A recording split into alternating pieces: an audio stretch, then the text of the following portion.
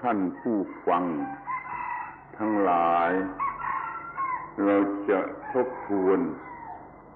ด้วยคำว่าชีวิตเป็นสิ่งที่พัฒนาได้ชีวิตสูงสุดนั้นประกอบอยู่ด้วยคุณสมบัติคือความสงบเย็นและเป็นประโยชน์ Listeners, today we will review by considering the phrase life is something which can be developed, and then that the highest life is one which is peaceful and useful.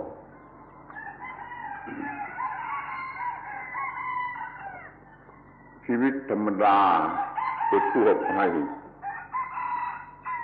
ประกอบอยู่ด้วยสิ่งสามอย่างคือร่างกายจิตใจแล้วก็สิ่งที่เรียกว่าเซลล์ซึ่งคิดขึ้นมาเองชีวิตที่ประเสริฐยังเหลืออยู่แต่เพียงสองอย่างคือร่างกายกับจิตใจไม่มีสิ่งที่เรียกว่าเซลล์หรือ selfishness. Ordinary life is made up of three things: body, mind, and the thing they call self, which is something people think up on their own. The sublime or most excellent life, however, is made up of only two things: body and mind.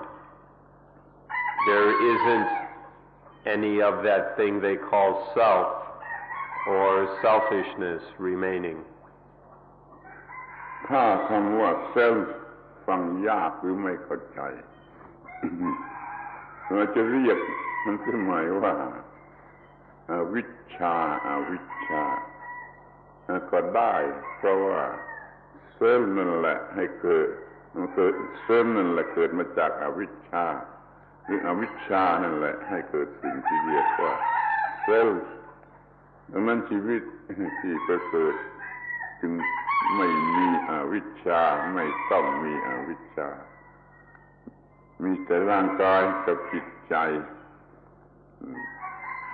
ที่ถูกต้องที่บริสุทธิ์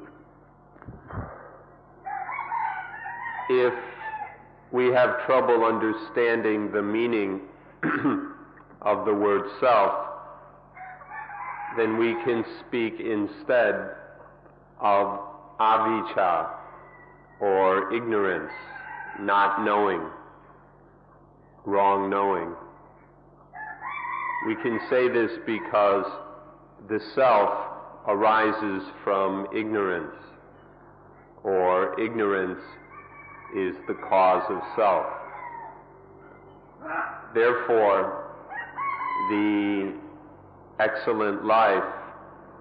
is one in which there is just body and mind without any ignorance. The mind is purified of ignorance. เมื่อไม่มีอวิชชาก็หมายความว่ามันมีวิชชาเพราะว่าร่างกายจิตใจที่ถูกต้องที่บริสุทธิ์ไม่มีอวิชชานั้นสามารถจะเห็นความจริงของสิ่งทั้งปวงก็คือเห็นว่าไม่มีเส้นนั่นแหละ When there is no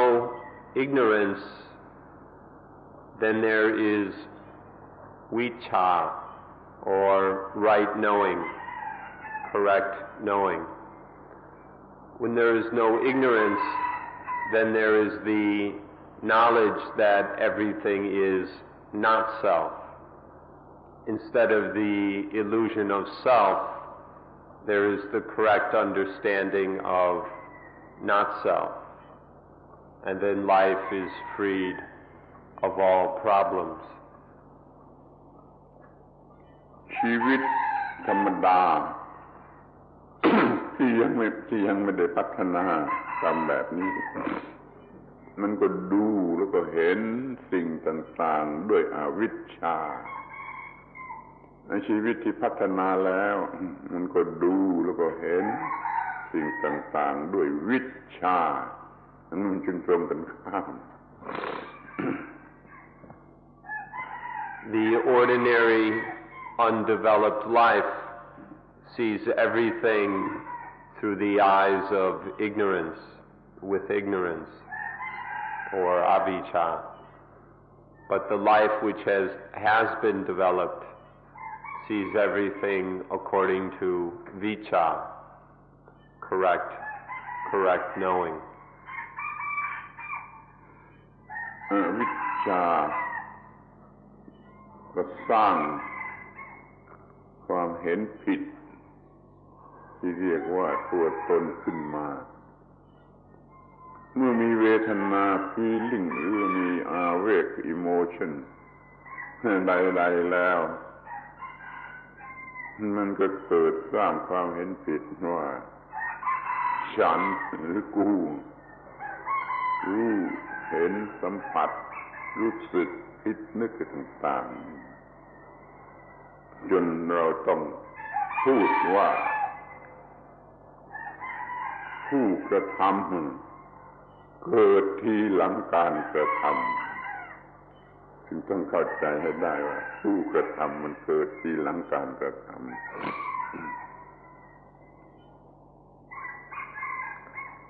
Because of this ignorance, all forms of self and selfishness are born. Ignorance is the cause of the misunderstanding that there is self, that we are selves. When there is any kind of feeling or emotion, and ignorance is in charge, then there arise all kinds of thoughts, desires, wills, intentions, and actions. And out of this, there arises the idea that if all these things are going on, there must be someone who does it. If there are these activities, then there must be an actor, the one who does these actions. And so out of this ignorance is born the self, the illusion of self. ท่านต้องศึกษาสังเกตด้วยตนเองจนเห็นด้วยตนเองคอนเซ็ปต์ว่าเซลฟิชนี่มันมีทีหลัง feeling หรือ emotion นี่เรียกว่ามันเพิ่งเกิดต่อเมื่อมีสิ่งเหล่านี้มันจึงไม่ใช่ของจริง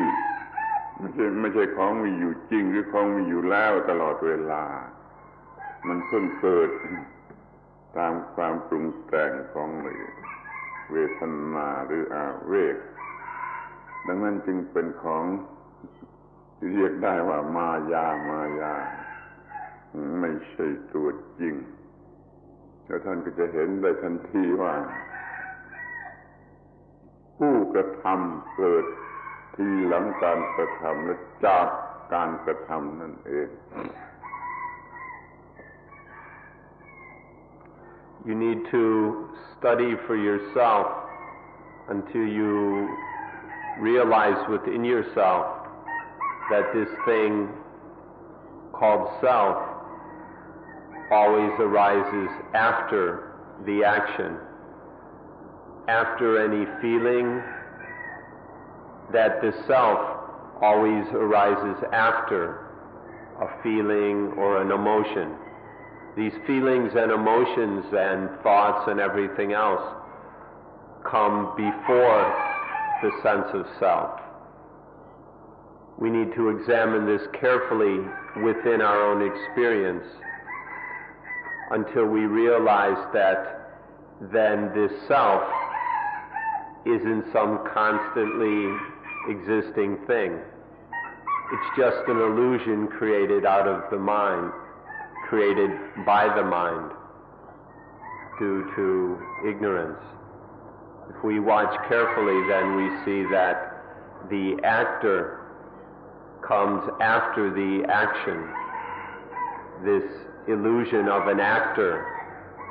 comes after the action. If we realize this within our own experience, then we have the chance to uproot this ignorance. พวกลูกเด็กๆของเราเขาจะไม่ยอมเชื่อคุณลองไปบอกลูกเด็กๆว่าผู้กระทำเกิดทีหลังการกระทำลูกเด็กๆเขาขันหัวต้องอธิบายให้เขาเห็นว่าความรู้สึกว่าฉันหรือกูผู้กระทำนั่นมันเกิดมาจากการกระทำที่ได้ทำไปแล้วนี่พยายามให้ลูกเด็กๆเข้าใจเราก็จะพลอยเข้าใจมากขึ้นด้วย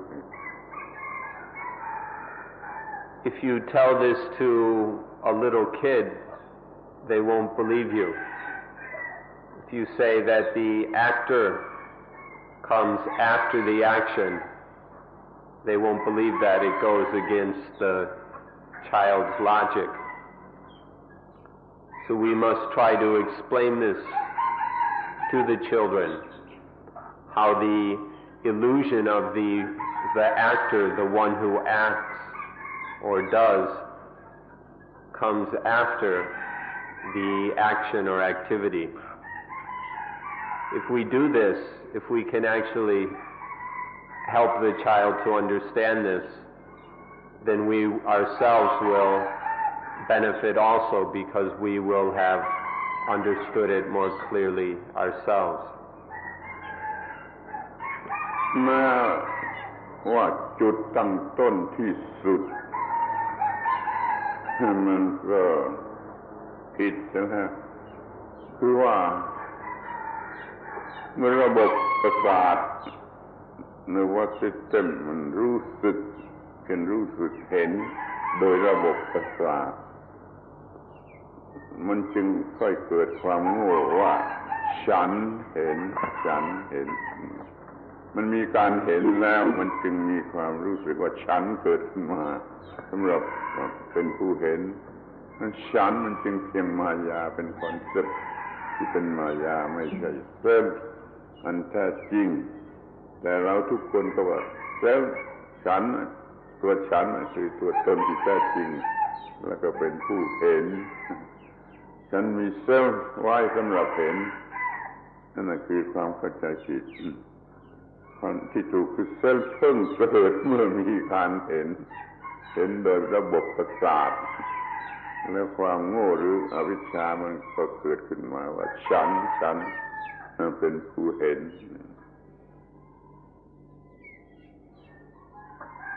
There are many ways to observe this. We can observe it in, for example, when we have a nervous system, and when the nervous system is stimulated or excited by some visual object, then there arises the activity we call seeing. There's this natural activity of seeing. But then because of ignorance, we always interpret it to be I see, I am seeing. The same happens. But if we observe this more and more,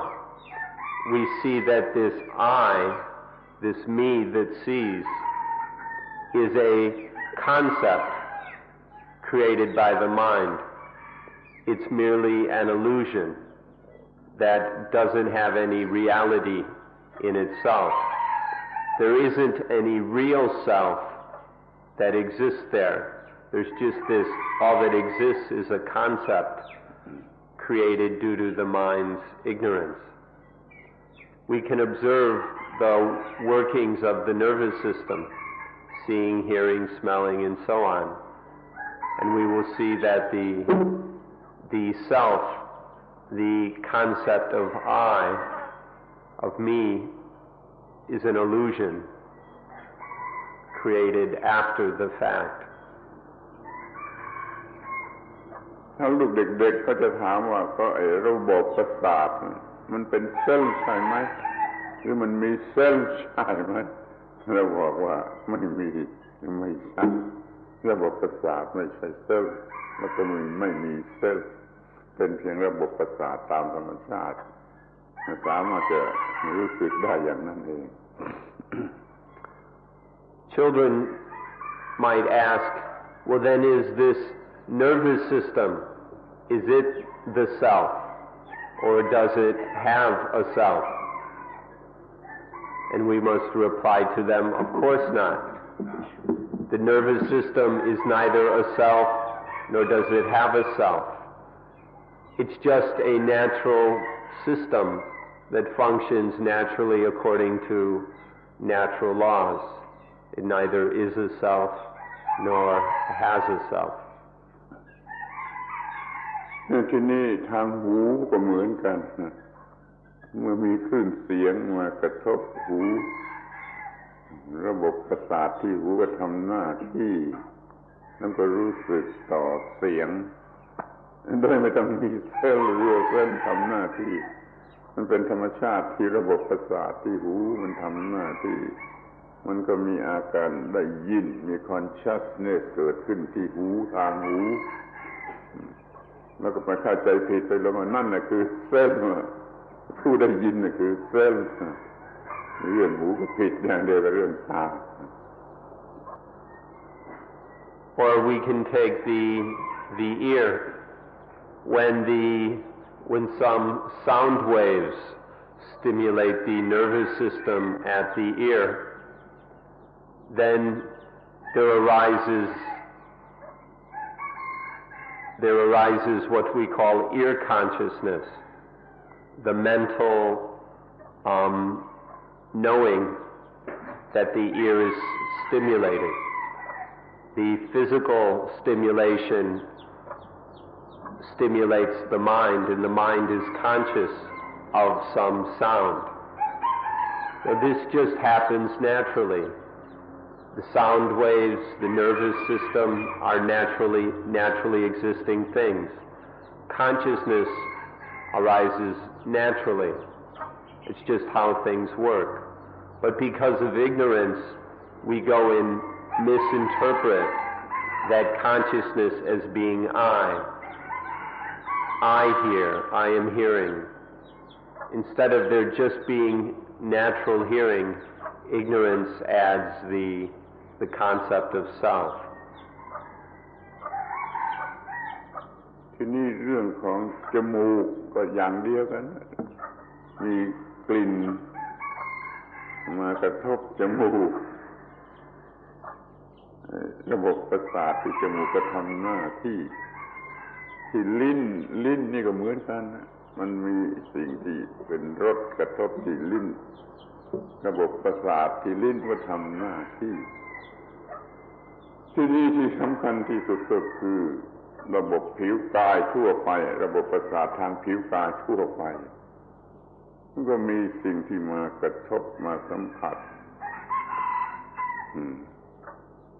นั่นก็ระบบประสาทที่กายมันก็รับรู้รับสัมผัสไม่ต้องมีเส้นแต่ว่าระบบนี่ยากมากคือว่าสิ่งที่มากระทบผิวกายนี่มันมี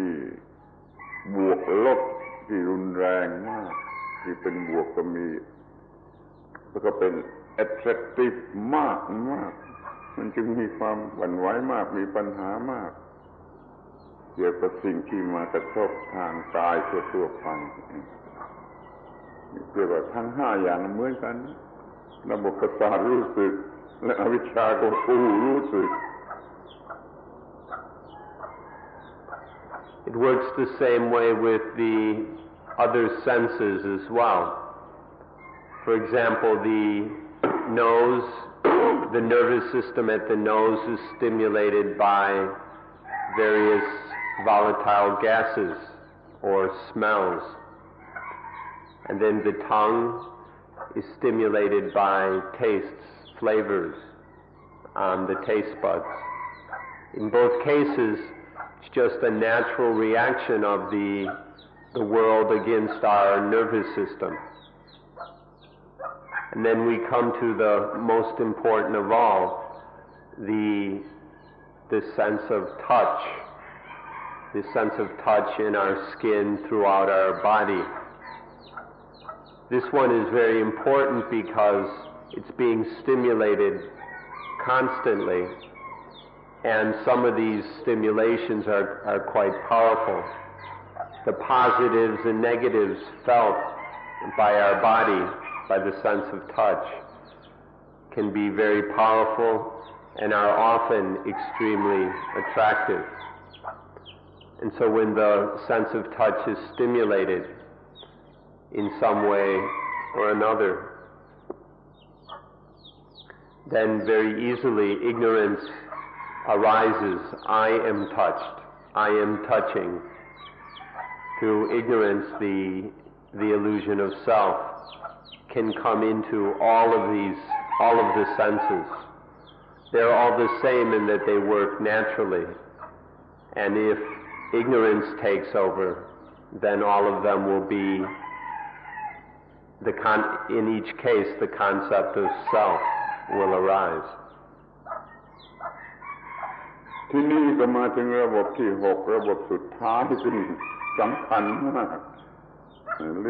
ลึกซึ้งหรือมันเข้าใจยากได้มากคือระบบใจมันหมายใจเมื่อมีอารมณ์ส่งเข้าไปจากระบบประสาทต่างๆเข้าไปสู่ใจใจก็รู้สึกอย่างเดียวกันรู้สึกต่ออารมณ์หรือความรู้สึกทางอารมณ์ที่ส่งเข้าไปถึงใจใจก็ช้อนชักแล้วก็รู้สึกแล้วก็คิดแล้วก็นึกจะเป็น feeling เป็น thinking เป็น concept อะไรก็แล้วแต่ใจมันก็ทำหน้าที่ของใจคือรู้สึกทางใจแล้วความโง่อวิชชามันก็บอกว่าฉันรู้สึกให้ฉันรู้สึกก็มีตัวฉันขึ้นมาตัวฉันที่ละเอียดอย่างนี้ขึ้นมาเป็นผู้รู้สึกข้อนี้มันเป็นธรรมชาตินี่ท่านทั้งหลายก็รู้อยู่เองนี่พอใจมันรู้สึกมันก็มีผู้รู้สึกคือตัวฉันแต่ที่จริงมันไม่ใช่ตัวฉันมันเป็นเพียงการทำงานตามหน้าที่ของระบบข้างนอกคือตาหูจมูกลิ้นกายส่งไปที่ระบบในสุดคือใจมันก็รู้สึกมันก็เป็นธรรมดาธรรมชาติธรรมดาไม่ต้องมีตัวฉันไม่ต้องมีตัวฉัน Now we come to the most important sense of all, the sixth one, the inner one. From the 5 outer senses send their information or their whatever to the inner sense, the mind or the heart. And as soon as the heart or mind receives some sense input from the other senses, then there is feeling. The mind thinks, it interprets, and it does all kinds of things. As soon as the inner sense, the mind, experiences, ordinarily there arises the sense of an experiencer, the one who experiences. You can observe this for yourself because in most cases this is what happens to us, to ordinary people. That whenever there is experience, we create the concept of an experiencer. If there is feeling, there is the one who feels. If there is thought, there's the thinker. Out of all this activity, we create a sense of self. We need to observe this carefully to realize that this concept of self is merely an illusion. It doesn't correspond to any actual reality. When we can see this, then we will have the ability to experience without creating this illusion. By understanding how ignorance functions, we can eliminate ignorance so that we no longer create self and selfishness. นักปรัชญาฝรั่งเศสที่ชื่อเดสตาเขามีความรู้ตามความคิดของเขาแล้วก็สอนเป็นหลักขึ้นมาให้ว่าพอกีโตโกซัมฉันรู้สึกฉันคิดดังนั้นฉันมีเพราะฉันรู้สึกฉันคิดดังนั้นฉันจึงมีตัวฉันจึงมีเขายืนยันว่าก็คิดได้ก็รู้สึกได้เส้นฉันจึงมีข้อนี้พุทธบริษัทหรือพระพุทธเจ้าสอนกันมาในอินเดียตั้ง 2,000 กว่าปีนี่เพิ่งพูดมาศตวรรษนี้เรียกว่าความเข้าใจที่เกิดขึ้นตามความรู้สึกธรรมดาสามัญนั่นมันช่วยเกิดความรู้สึกว่ามีตัวฉันมีตัวฉันแต่ความจริงอันแท้จริงมันไม่ได้มีตัวฉันความรู้สึกว่าอัตตาตัวฉันนี่มันเกิดขึ้นตามธรรมดาของจิตใจที่ยังมีอวิชชาถ้ามันมีวิชชามีปัญญาโดยแท้จริงแล้วมองเห็นว่าโอ้มันเพิ่งเกิดเป็นรีแอคชั่นของการได้เห็นได้ฟังได้ดมได้ลิ้มรสได้อะไรต่างๆทางระบบประสาทเท่านั้นเองได้ความสำคัญของเรื่องอนัตตามีอย่างนี้เมื่อเดี๋ยวนี้คนในศตวรรษนี้ก็ยังมีความคิดว่าฉันเห็นฉันรู้สึกฉันคิดฉันก็มีอัตตามันก็เป็นอัตตาขอให้เข้าใจเป็นที่สุดว่าเราจะเข้าใจเป็นอัตตาจะรู้สึกเป็นอัตตาจะสำคัญเป็นอัตตาซึ่งความจริงมันไม่ใช่อัตตาขอให้จำไว้ดีที่ว่าดูมาทีหลังดูอิงขอให้คิดข้อนี้ให้เห็นมองข้อนี้ให้เห็นอยู่ตลอดเวลามีสติในข้อนี้อยู่ตลอดเวลา There was a French philosopher a few hundred years ago who thought, or based on his own thinking, the way he thought he experienced things, said, cogito ergo sum, I think, therefore I am. This is an excellent example of what we're talking about. Because one thinks, because this philosopher was thinking, the ordinary sense of self that occurs from ignorance arose. And he took this to be real, that because of thought there existed I exist, I think, therefore I am. So this is an old example of a few hundred years ago, but more than 2,500 years ago, the Buddha was pointing out very clearly that whatever we think to be the self, this concept of self, wherever it may lie, is an illusion created out of our own ignorance. Thinking is just an activity of mind. It's a natural activity. The thinker is an illusion created out of thought. The thinker, the actor, isn't real. So way before Descartes, the Buddha was teaching this, that what we take to be the self is really not self. That all the possible things that we latch onto as being me is not really me. It's not me, it's not self. But nowadays, still even in this century, a few hundred years after Descartes, we still think that I exist. We feel something, I feel. We hear something, I hear. We think something, I think. Because of ignorance, we take all these natural functions and processes and interpret them as being self. We attach the concept of self to all of these things. Please examine this more and more deeply until you see for yourself that self arises later. It's not something that always existed. It's not some lasting entity. It's just an illusion of thought added to our experience. The more we see this,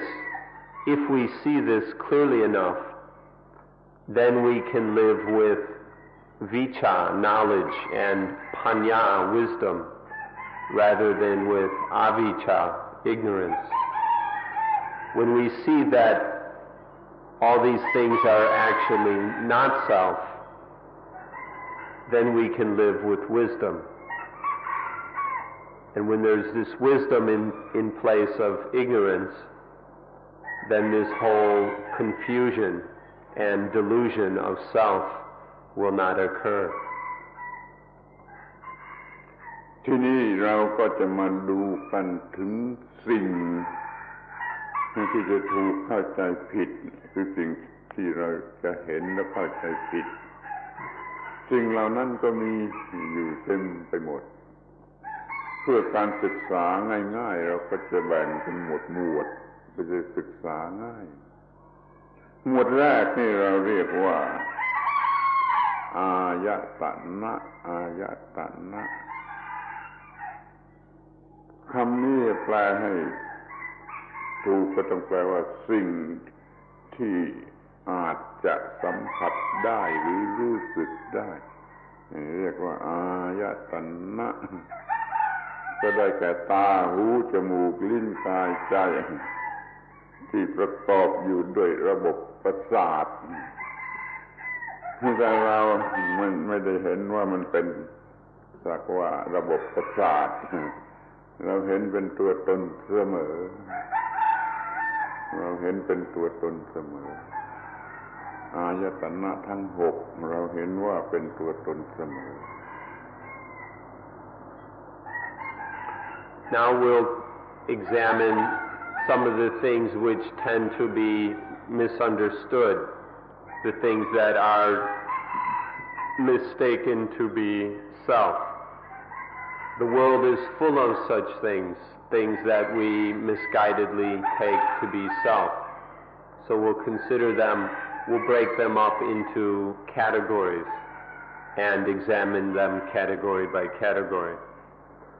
The first category is what we call the ayatana. Ayatana means things which can be experienced,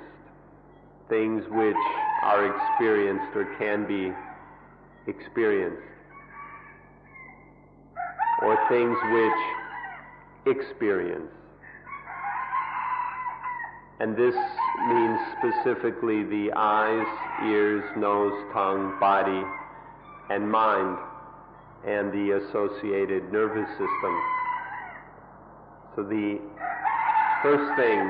the first category of things which are taken to be self are the eyes, ears, nose, tongue, body, and mind, the ayatana. ท่านต้องมองเห็นชัดเจนถึงว่าถ้าไม่มีอายตนะข้างนอกคือรูปเสียงกลิ่นรสโผฏฐัพพะธรรมารมณ์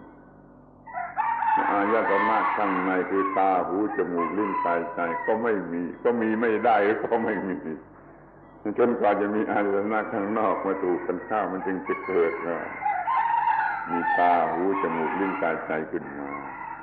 ข้อนี้มันคงจะแปลกมากแปลกมากสำหรับท่านทั้งหลายที่ว่าถ้าจะเริ่มศึกษาพุทธศาสนาจะต้องศึกษาที่ตาหูจมูกลิ้นกายใจเป็น ABC ของการศึกษาพุทธศาสนา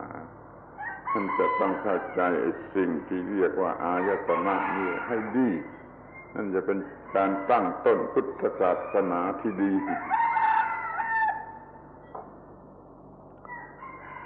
So you can see quite clearly that if it wasn't for external sights, sounds, smells, tastes, touches, and thoughts, then there would be no existence of the inner senses, the eyes, ears, nose, tongue, body, and mind. If there were no sights, sounds, smells, tastes, touches,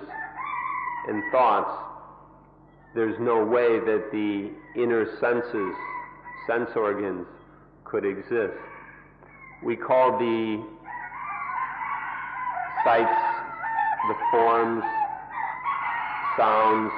smells, tastes, and so on, the external ayatana,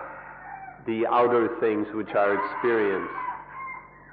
by the inner ayatana, the eyes, ears, nose, tongue, body,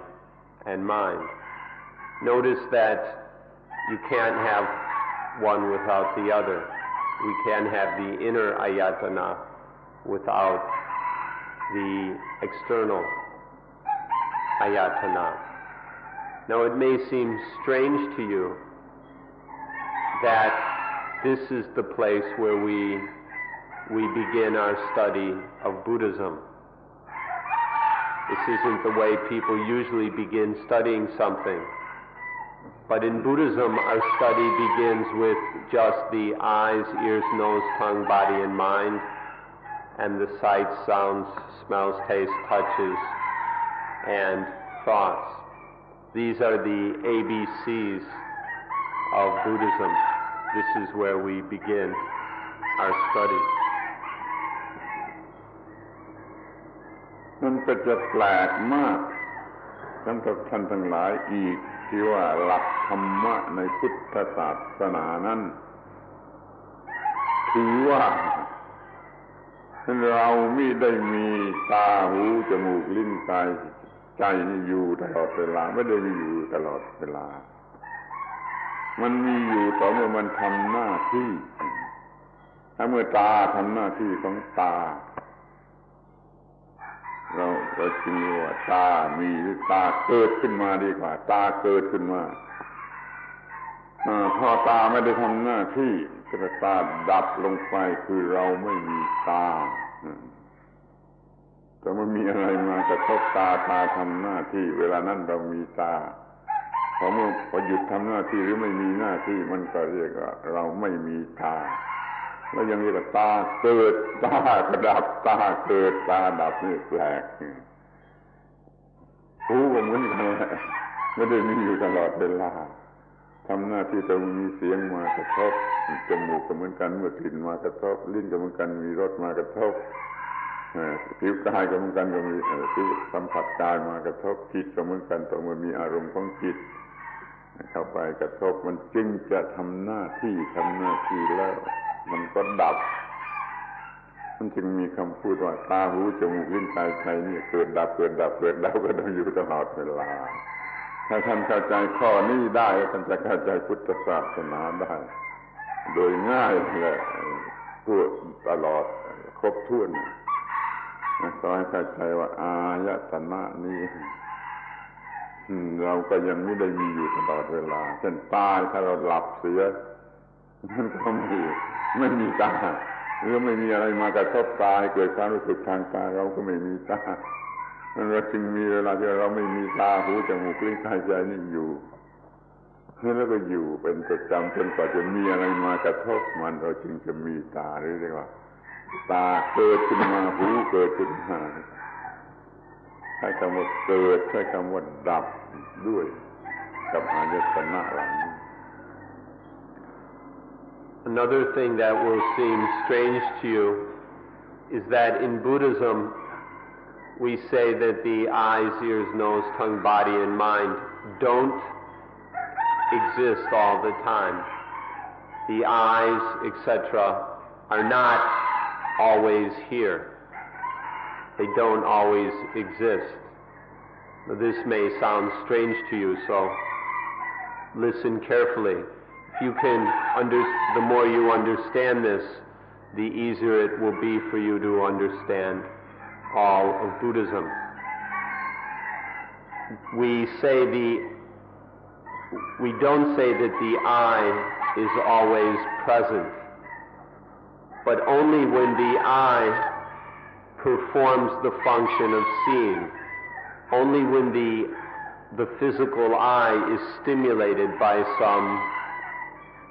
some sight or vision,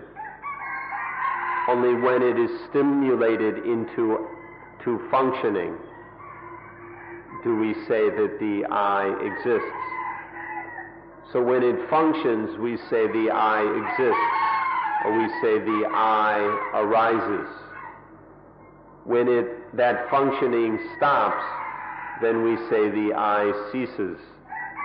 When the eye is not functioning, then we say that it does not exist. So the eye doesn't exist all the time. It just exists when it is stimulated by light waves. And when it isn't stimulated, then it stops functioning. The same is true with the ears when they are stimulated by sound. When they function, when the ear is stimulated so that it functions, meaning performing its proper function of hearing, then we say the ear exists. When that function ends, then we say the ear ceases. The same is true for the nose when it's stimulated by odors, by the tongue when stimulated by tastes, when the body sense when stimulated by touch. When stimulated, each of these senses performs its natural function and we say it exists. But then that stimulation doesn't last forever, and so we say that it ceases. The ear, the nose, the tongue, the body, the mind ceases. This, if you can understand this, will greatly will help you a lot in understanding all of Buddhism. Because we start to see that these things don't exist all the time. They just arise to perform a function and then cease. And so what we take to be some constant existence, when through our ignorance we think that things exist all the time, if we examine them carefully enough, we realize that their existence is only momentary, that instead of some constant, steady existence, there is arising and passing away, arising and passing away. They exist to perform a function and then they stop existing. For example, when you're asleep, your eyes do not perform their function of seeing. The mind is not consciously seeing anything. And so when we're in deep sleep, the eyes do not exist because they do not perform the activity of seeing. An eye which does not see has no meaning, just as an ear which does not hear or a nose which does not smell. These things are said to exist only when they function.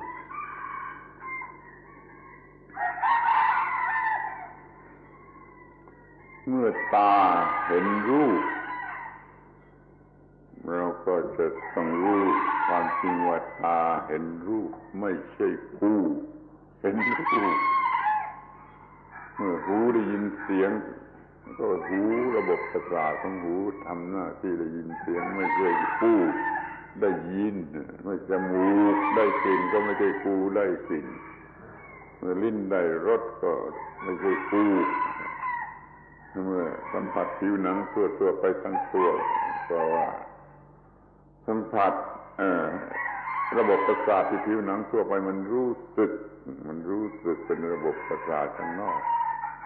แล้วมันก็ส่งเข้าไปถึงจิตใจซึ่งมีลักษณะคล้ายกับระบบประสาทอันหนึ่งด้วยเหมือนกันจิตใจมันก็รู้สึก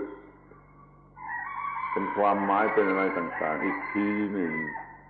มันจึงเป็นเพียงความรู้สึกของตาหรือหูหรือจมูกหรือกลิ่นหรือของตาหรือหูหรือจมูกหรือลิ้นหรือผิวกายและใจเป็นผู้รู้สึกตาหูจมูกลิ้นกายนี่ก็ไม่ใช่เส้นที่เรียกใจเองที่รู้สึกรวมอีกทีก็ไม่ใช่เส้นไม่ใช่ตัวเส้นมันเป็นธรรมชาติเป็นหนึ่งคือนำไม่น่าของธรรมชาติอะไรอย่างหนึ่งด้วยเหมือนกันใจไม่ใช่เส้นทั้งหกนี่ไม่ใช่เส้นไม่มีความเป็นเส้นและไม่มีเส้นอยู่ที่นั่นนี่เราจะต้องรู้จักอายตนะทั้งหกในลักษณะอย่างนี้ Therefore, when the eye sees something, don't let it become I see. Study this carefully until we realize that it's just the eye seeing. This is how things naturally work. There's no me, there's no ego or self that is seeing. In the same way, when the ear hears a sound, we need to realize that it's just the ear hearing. There's no me or I that hears. When the nose smells an odor, it's just the nose smelling. There's no I who smells. When the tongue tastes a flavor, see carefully that it's just the tongue tasting. There's no I, me, self, or ego that tastes. These are just the way the nervous system functions. When stimulated, when there is strong enough stimulation, the nervous system experiences something. This happens naturally. It doesn't involve any I or self. When anywhere over this body is stimulated by some touch, when the sense of touch is stimulated, there's just feeling, there's just tactile feeling. There's no I that feels or me or self. Even the same with the mind. When the mind sense is stimulated by a concept or a memory or something, this is just the way the nervous system and the mind work. There's no self involved. We must study the ayatana, the senses which experience and the sense objects which are experienced. We must study them in this way to see that they're just natural functions. There's nothing more to them than that. Just natural functions of the nervous system. until we realize that none of it involves any self, until we stop interpreting it all in terms of ignorance, that this is me or this is mine.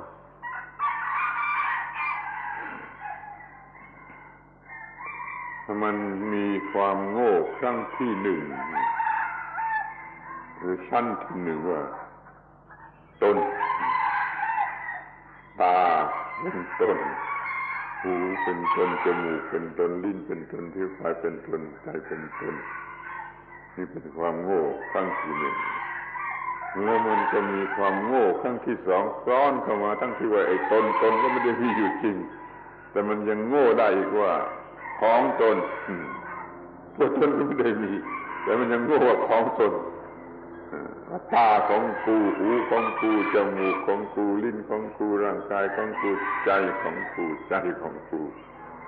นี่เป็นความโง่อีกชั้นหนึ่งของกู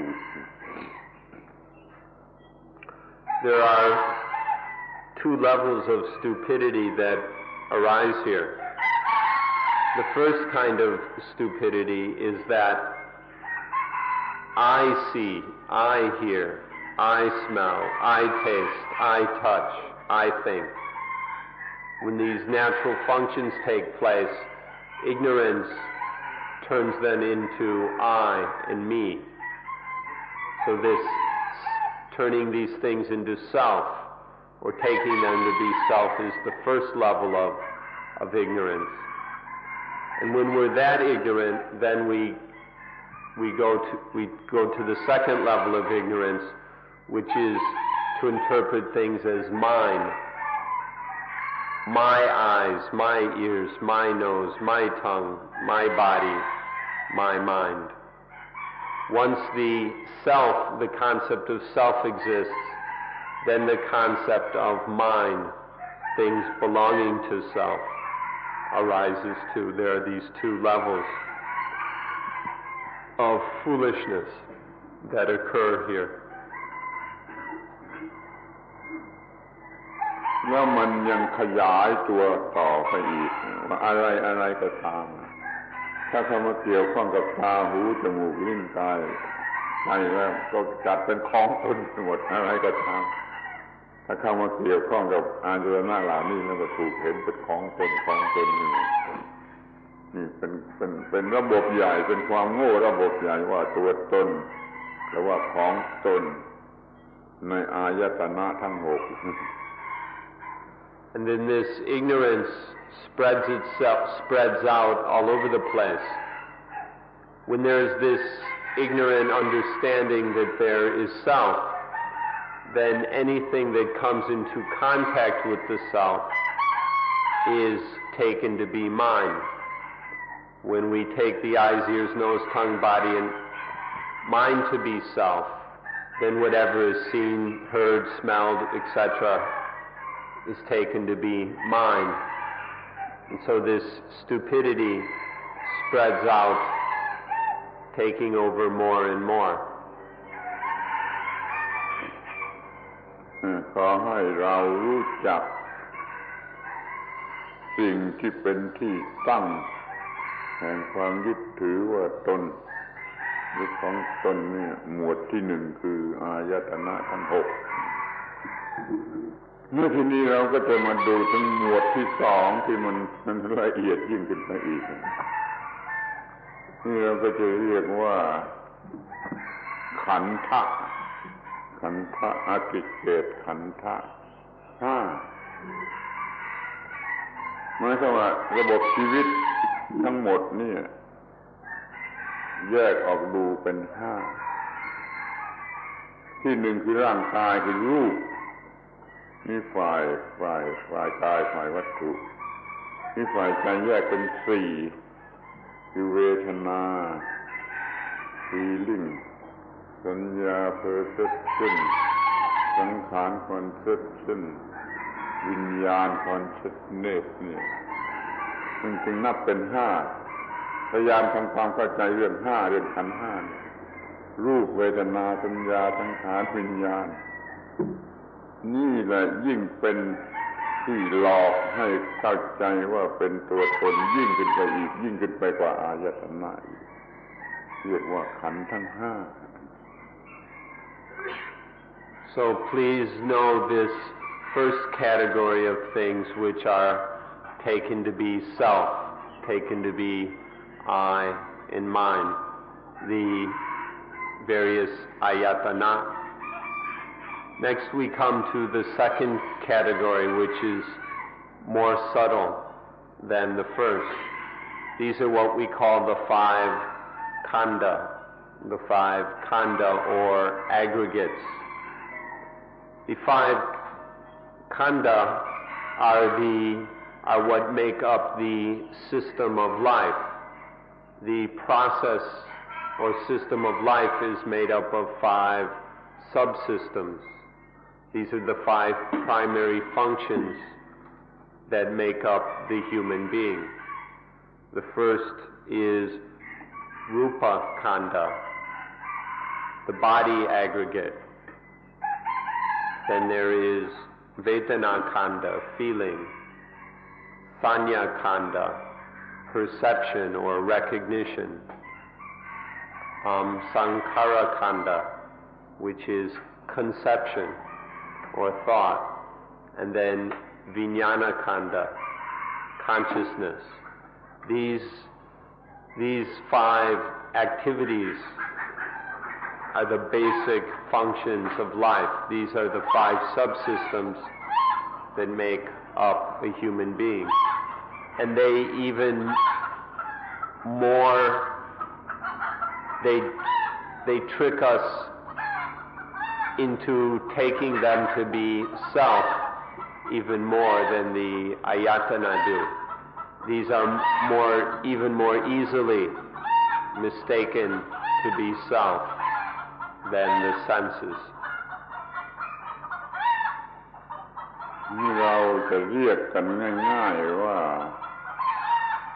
แบ่งออกเป็นห้าแล้วก็ส่วนที่เป็นฟอร์มคือมีฟอร์มคือเราเรียกว่าฟอร์มหรือรูปดีกว่าเรียกว่ากายนี่มันมีฟอร์มอันนี้สี่อย่างนี้ไม่มีฟอร์มไม่มีฟอร์มคือไม่มีรูปนี่อันหมวดที่หนึ่งมันมีรูปคือร่างกายเช่นร่างกายนี่ดินน้ำลมไฟทำให้เกิดเป็นฟอร์มเป็นร่างกายขึ้นมานี่ก็เรียกว่ารูปแล้วคุณสมบัติอะไรของมันก็รวมอยู่ในนี้เช่นเนอร์วอซิสเซนก็รวมอยู่ในคำว่ารูปหรือว่าลักษณะเครื่องสังเกตว่ามันเป็นหญิงมันเป็นชายหรือมันสวยมันไม่สวยทั้งหมดนี้ก็รวมเรียกว่ารูปทั้งหมดเลยนี่เรียกว่าบรรดาสิ่งทั้งหลายที่รู้สึกหรือเห็นได้ด้วยตาแล้วก็เรียกว่ารูปหรือฟอร์มพวกหนึ่งก่อน The first aggregate is the aggregate of rupa or form. This means all the things which have form or shape, all the things that can be seen with the eye. The other four aggregates are arupa. They have no form. They're mental. But the first aggregate are all the material things which have form, and for example, which can be seen with the eye. This includes our bodies. It includes the objects of sensual experience. This is the first aggregate. ที่ไม่ใช่ฟอร์มไม่มีฟอร์มก็คือสี่อย่างเนี่ยเวทนาสัญญาสังขารวิญญาณนี่ที่เราไม่มีฟอร์มแล้วเราไปรวมเรียกกันว่าจิตใจเป็นไม้ทั้งห้าอย่างนี้ต้องรู้จักให้ชัดเหมือนกับเรารู้จักกับสิ่งเหล่านี้ชัดเวทนาคืออะไรสัญญาคืออะไรสังขารคืออะไรวิญญาณคืออะไร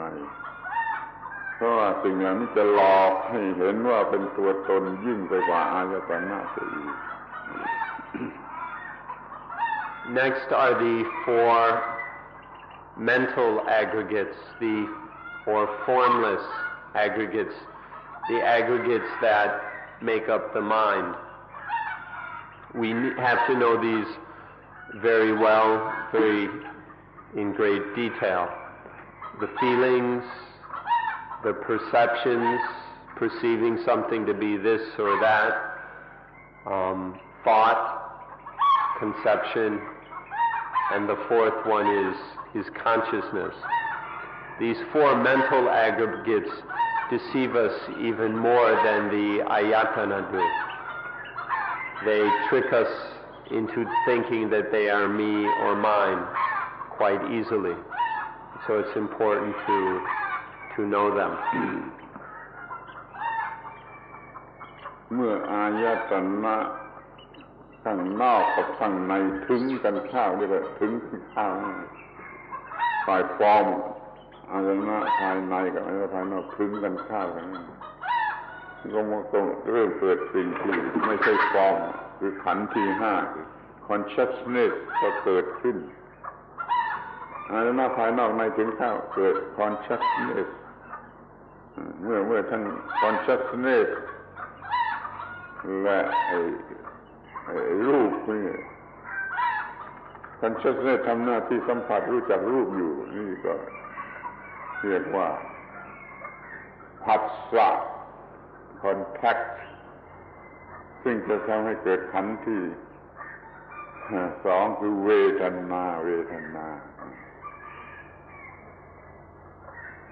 จักเวทนาว่าเป็นอย่างนี้ขันธ์ที่สองว่าเป็นอย่างนี้เมื่ออายตนะนอกในถึงกันเข้าเกิดขันธ์ที่ห้าคือ consciousness เมื่อ consciousness ทำหน้าที่อยู่กับอายตนะนี้ก็เรียกว่าผัสสะซึ่งให้เกิดเวทนาคือเป็นขันธ์ที่สอง Now the first Kanda, the first aggregate, the aggregate of form, is made up of both. It includes external objects and the internal senses, or the inner ayatana and the outer ayatana. So when some form stimulates the nervous system, then there arises the fifth Kanda, consciousness, vijnana Kanda, the aggregate of consciousness. This consciousness knows the form, whether it's visual or whether it's a sound or whatever. The consciousness aggregate knows, becomes conscious of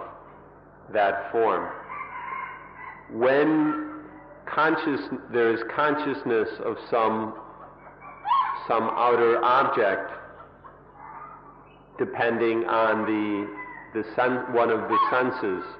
we call this patsa or contact. This is where the outer object has made an impression on the mind. It's called contact. And when there is contact, there arises the second aggregate, feeling. So in short, when the inner and outer ayatana interact, such as the eye and a form or the ear and a sound, when they interact, then there arises consciousness. This consciousness of the outer ayatana dependent on the inner ayatana is called contact. And based on that contact, there is feeling. มีเวทนาขันธ์ที่สองแล้วมันก็ทำความมั่นหมายในภาษาไทยเราเรียกว่ามั่นหมาย testify มันเป็น positive เป็น negative เป็นอะไรก็ตาม ซึ่งเวทนานั้นถ้าไม่มีเวทนาประเภท positive และ negative ขึ้นมาก็อย่างนี้จะเรียกว่าสัญญาคือที่classify record อะไรก็แล้วแต่ไม่เคยจะทราบแต่ว่าได้ทำความกำหนดมั่นหมายให้มันเป็นอะไรมีความหมายอย่างไรขึ้นมานี่ก็เรียกว่าขันธ์ที่สามคือสัญญาขันธ์ When there is the second kanda, namely vedana, feeling, when this feeling arises, which will be either positive or negative, then there arises the third kanda, sanya, or this one's hard to translate, so we'll explain it. When something is felt, then the mind will recognize it as something, or the mind will classify it. This is what we call sanya. Depending on how it feels, the mind will classify something, will recognize it, perceive it, or regard it. For example, the mind will classify this as positive, this is negative, and something else as negative. This recognition or classification is called sanya. เมื่อมีสัญญาว่าอย่างไร positive negative ก็ตามมันก็จะมีความคิดเนี่ยคอนเซ็ปต์รสนี่ไปตามนั้นอย่างนี้เรียกว่าสังขาระหรือขันธ์ที่สี่สังขารคือความคิดไปตามอำนาจของสัญญา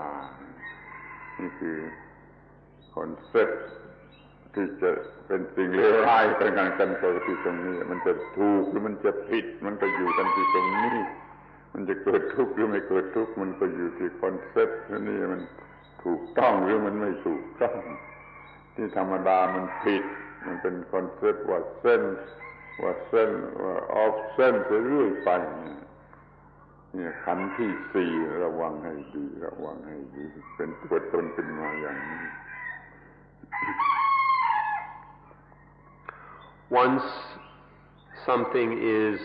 recognized or classified, the mind regards it as really being that.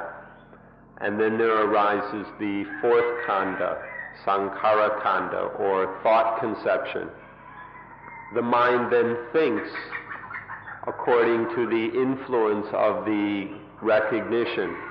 Depending on how something is recognized and classified, the mind then just goes on thinking in that way. This is very important because this is where things are either right or wrong. Because conception is where the concept of self arises. When the mind begins to conceive, ordinarily our thinking is full of me and mine. And so this is where things can go wrong and end up in dukkha, in pain. But this is also where they can go right. If the thinking is right, if it's not caught up in me and mine,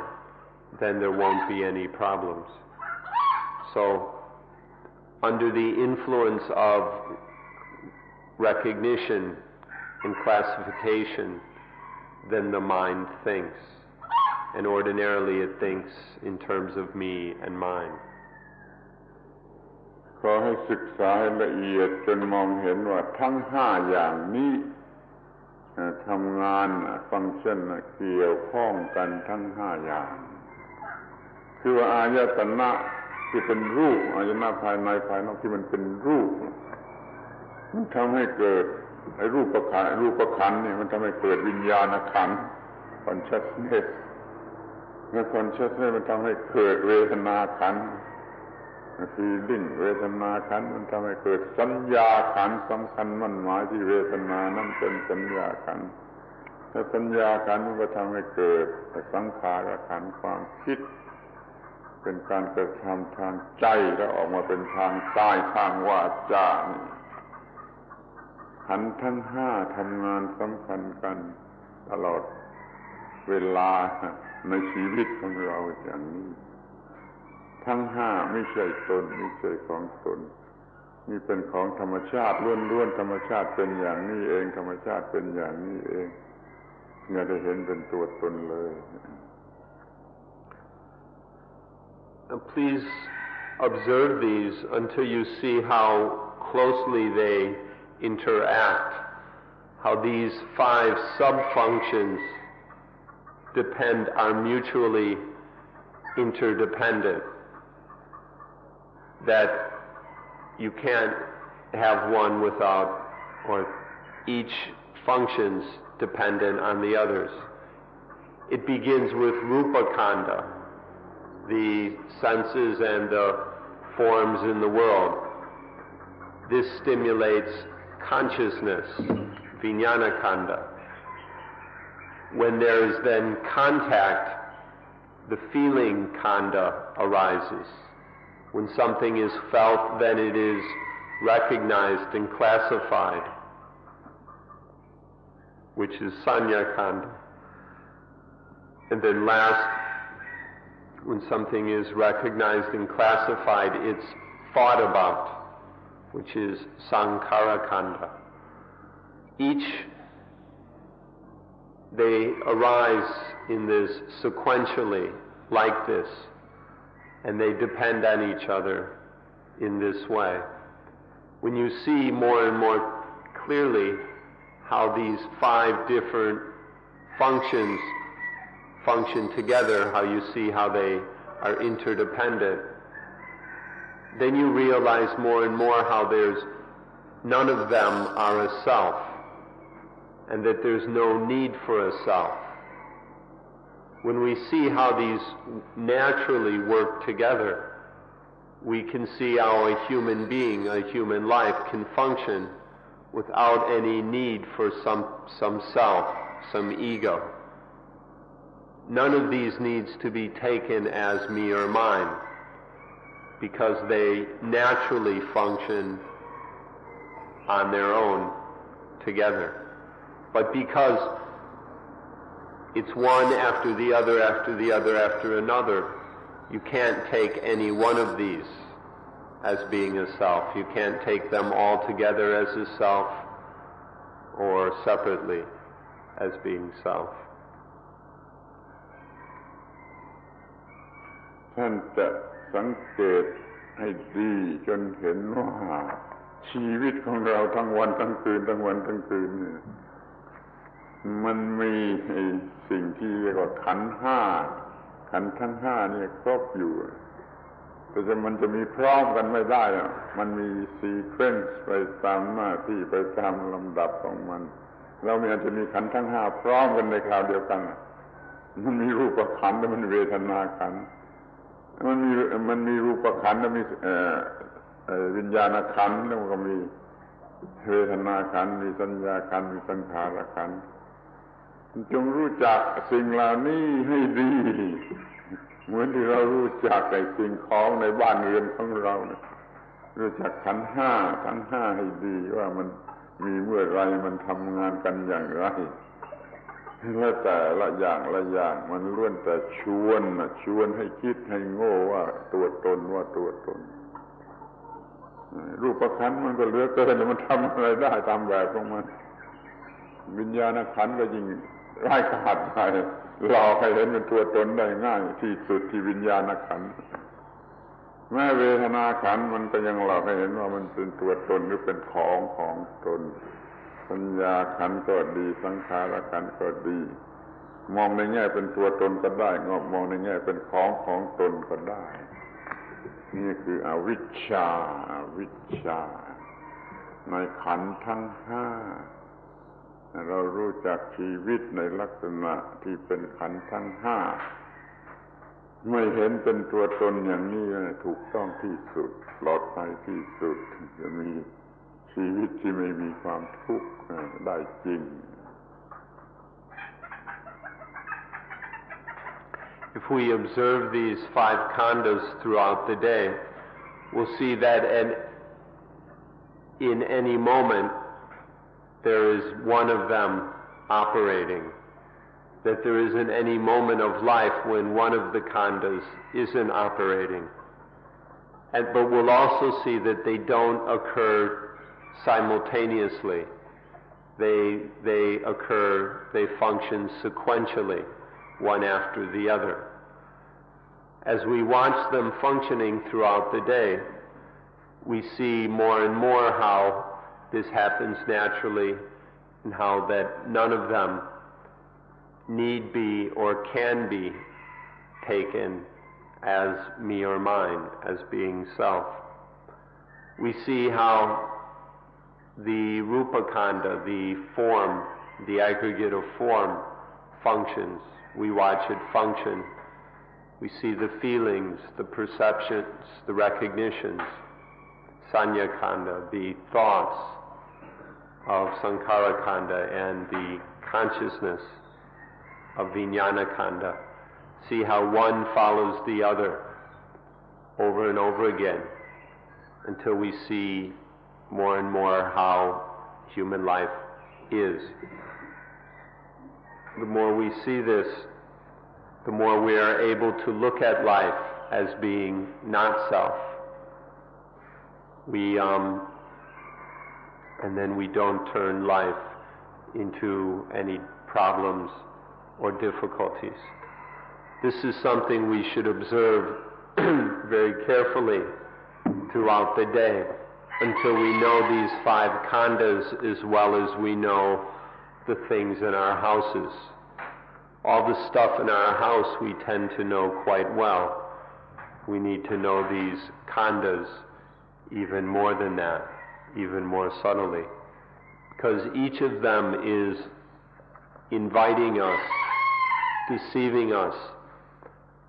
into taking them as being self.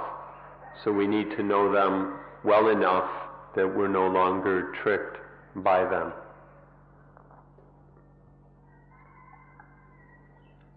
สิ่งที่มันหลอกเราให้เห็นเป็นตัวตนหมวดที่ 1ก็คืออายตนะทั้ง 6เราให้เห็นว่าเป็นตัวตนหมวดที่ 2ก็คือขันธ์ทั้ง 5ขันธ์ทั้ง 5ที่มันจะหลอกให้เราเห็นเป็นตัวตนทีนี้ก็มาถึงหมวดที่ 3คือปฏิจจสมุปบาทนี่ละเอียดลึกซึ้งที่จะหลอกกันอย่างลึกซึ้งเราก็จะต้องรู้หมวดที่ 3คือปฏิจจสมุปบาท The first category of things which trick us into thinking they are me and mine are the ayatana, the inner senses and the outer sense objects. Then the second category of things which deceive us into thinking they are me and mine are the 5 khandas.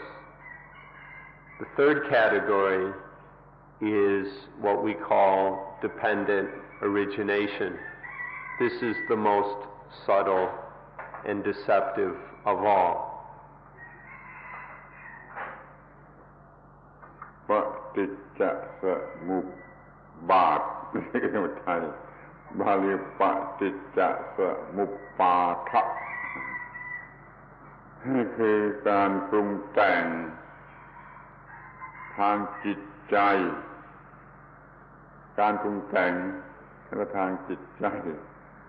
ซึ่งจะมีอยู่ตลอดเวลาในชีวิตคือตลอดเวลาที่ตาหูจมูกลิ้นกายใจมันทำหน้าที่อยู่ขอให้สังเกตศึกษาเรื่องนี้ดีนี่เป็นเรื่องใจความสำคัญที่สุดของพุทธศาสนาที่ขยายออกให้เห็นโดยชัดเจน เรียกว่าปฏิจจสมุปบาทมี12อาการที่หนึ่งที่เราจะต้องสังเกตให้เห็นมีอยู่12อาการที่เราจะได้ศึกษากันเดี๋ยวนี้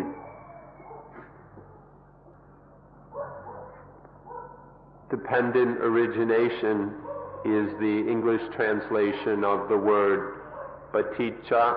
samuppada, or in Thai paticca samupbad. This is an activity or reality that's of the mind, which is always present. A constant process of dependent origination is occurring within the mind, or we could say the mind is this process of dependent origination. This is going on all the time, and so it can deceive us unless we see it very carefully. When we talk about this flow or process of dependent origination, we can speak of 12 conditions or 12 symptoms of this flow. These are the 12 conditions or the 12 links of dependent origination. ก็ตั้งต้นที่อายตนะข้างในเป็นตาหูอายตนะข้างนอกคือรูปหรือเสียงมาถึงกันข้าวมันก็เกิดวิญญาณคือ consciousness นี่จุดตั้งต้นก็อย่างนี้ It begins with the ayatana, the inner senses and the outer sense objects. When these come together and interact, then there arises consciousness or vijnana. This is where dependent origination starts, right here at this meeting of the ayatana and the arising of consciousness. เราจะต้องดูจนเห็นจนรู้จักว่าอายตนะภายในก็ไม่ใช่ตน not self อายตนะภายนอกที่เข้ามาก็ไม่ใช่ตนและวิญญาณที่เกิดขึ้นมาจากการถึงกันของอายตนะทั้งสองก็ไม่ใช่ตนทั้งสามสิ่งนี้ไม่ใช่ตนเป็นอาการปรุงแต่งตามธรรมชาติ We need to observe these and know them until we realize that none of them are self.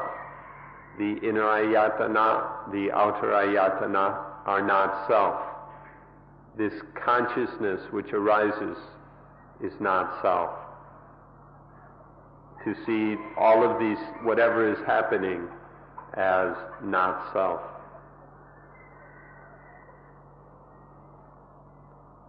ที่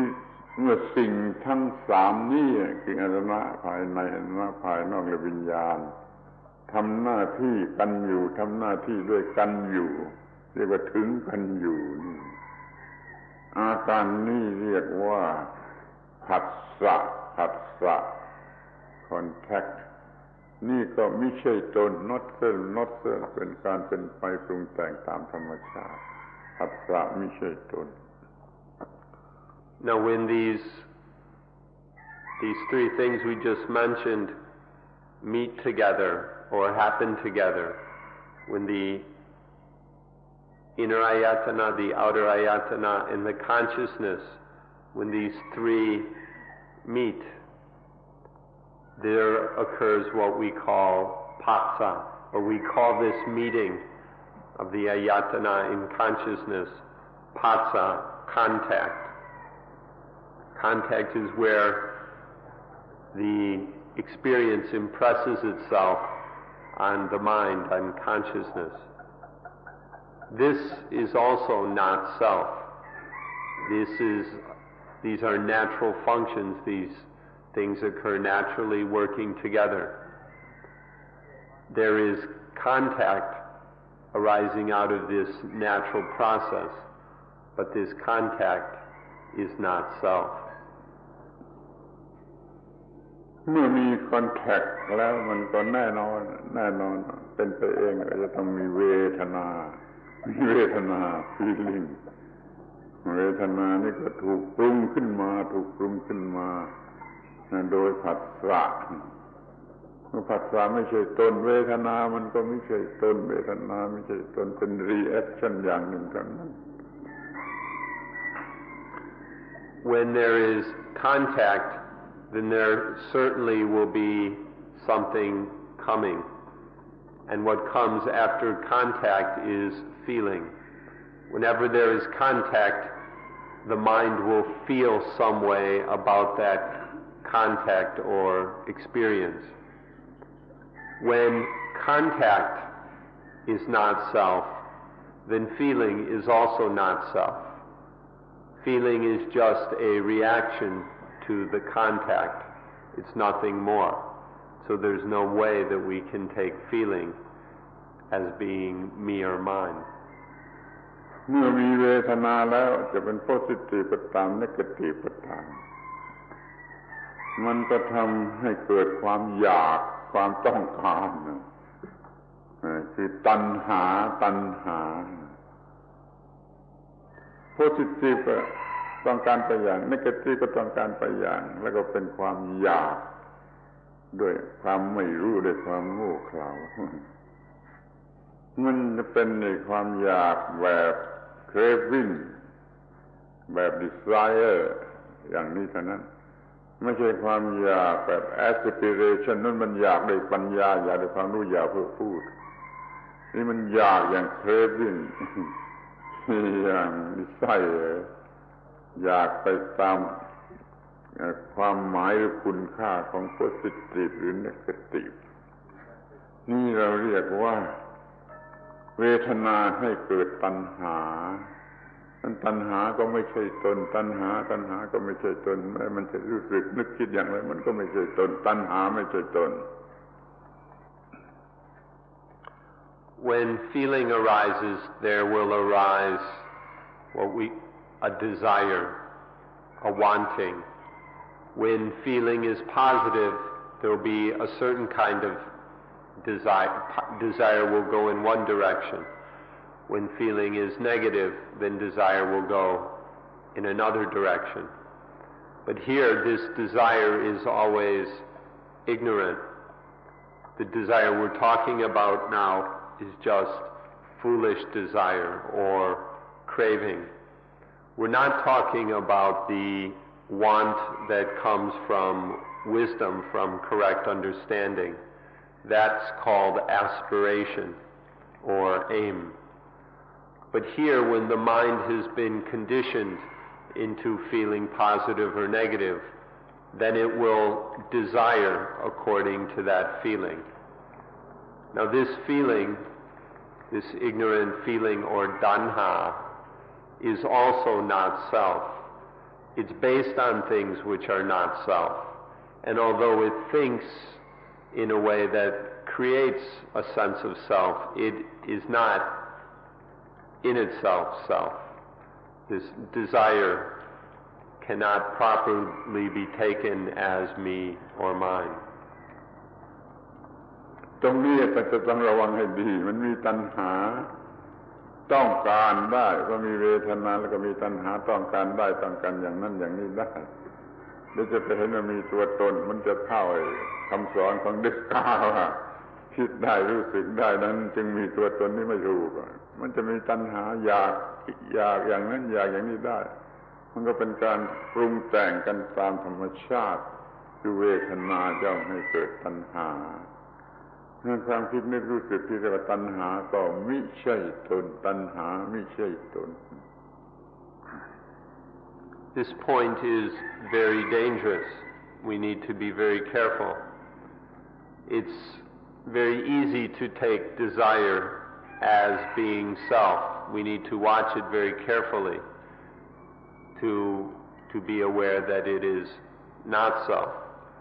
Feelings, these feelings, positive and negative, are just illusory,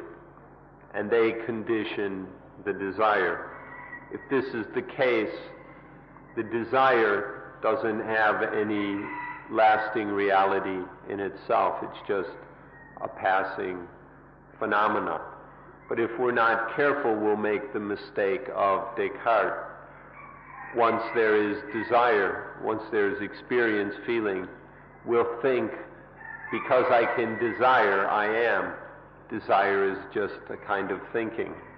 If I think, therefore I am, I desire, therefore I am. This is the common assumption we make. So we must be very careful here to see that desire is just a natural reaction to feeling. When the mind is functioning ignorantly, desire is the natural consequence of feeling. Seeing this, we need not take it to be a real self. ทีนี้ก็มาถึงตอนที่สำคัญที่สุดอาการที่สำคัญที่สุดคือตัณหาให้เกิดอุปาทานบาลีอุปาดานะไทยๆเราเรียกว่าอุปาทานคือความยึดมั่นถือมั่น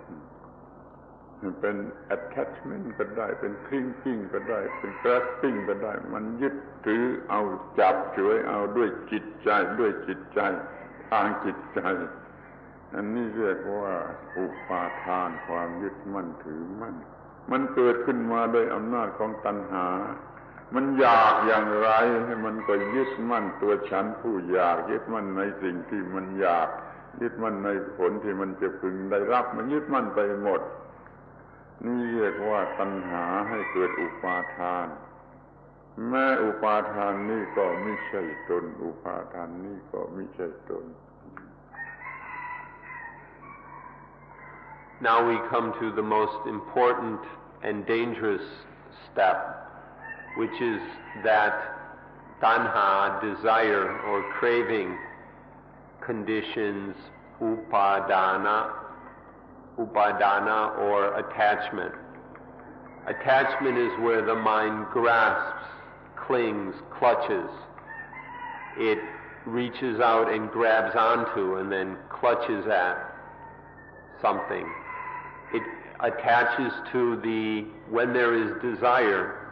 when the mind has been conditioned by desire, the mind, then upadana, attachment, will attach to the desirer, the thing that supposedly desires. It will attach to the object of the desire. It will attach to the fruits or whatever we think we're going to get from the object of desire. Desire conditions grasping, clinging, clutching in this way. And even this attachment is not self. It's merely it's merely a conditioned reaction.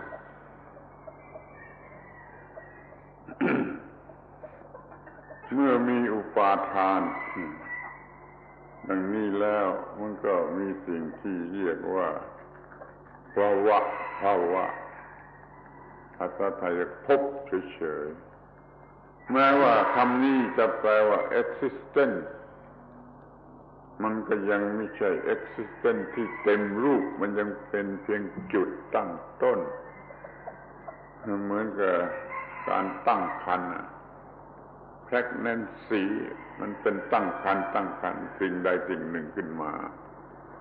นี่คือสิ่งที่เรียกว่าภพ